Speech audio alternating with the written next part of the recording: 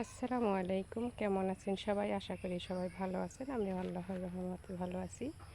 কাছে দূরে দেশ এবং দেশের বাহিরে যে যেখান থেকে আমার ভিডিওটি দেখছেন সকলকে জানাই আন্তরিক দোয়া এবং ভালোবাসা। তো আজ সকালে উঠেই দেখি যে আমি যে মিষ্টি কুমড়া গাছটা লাগিয়েছিলাম, তো ওটার মাঝে অনেকগুলো ফুল চলে আসছে। তো এতদিন তো একটা দুইটা করে ফুটছে, এই জন্য সেইটা আসলে কিছু করা হয়নি। তো আজকে অনেকগুলা, তো তার মাঝে আবার দেখলাম যে এখানে ছোটো একটা উস্তে গাছ, তার মাঝে দুইটা উস্তে আসছে। তো এখন ভিডিও করতে করতে বৃষ্টি এসে পড়ছে, তো মিনিমাম 20টা ফুল তো ফুটছেই।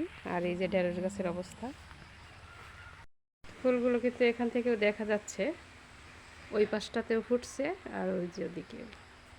একটু বড় করে দেখাই।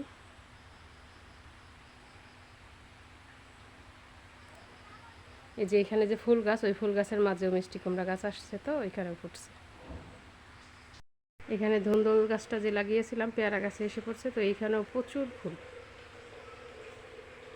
তার সাথে বৃষ্টি। অনেকদিন পর পর ভিডিও ছাড়া হয়, এখন তেমন একটা ভিডিও করা হয় না। মাটির চুলায় রান্না করলে আসলে ভিডিও করতে ভালো হয়, এই জন্য আমি ভিডিও তেমন একটা শ্যুট করি না। তো এখন থেকে ভাবছি যে মাঝে মাঝে প্রকৃতির এই সুন্দর দৃশ্যগুলোই আপনাদের মাঝে শেয়ার করব। এই যে আম গাছটাও অনেক বড় হয়ে গেছে।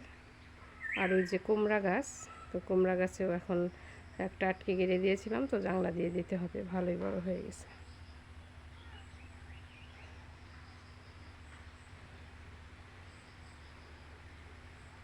তো বর্ষণ মুখর দিনে প্রকৃতি কেমন লাগলো অবশ্যই কমেন্ট করে জানাবেন। আর ভিডিওটি ভালো লাগলে অবশ্যই একটি লাইক দিতে ভুলবেন না। ভালো থাকবেন, সুস্থ থাকবেন। আল্লাহ হাফেজ। আসসালামু আলাইকুম।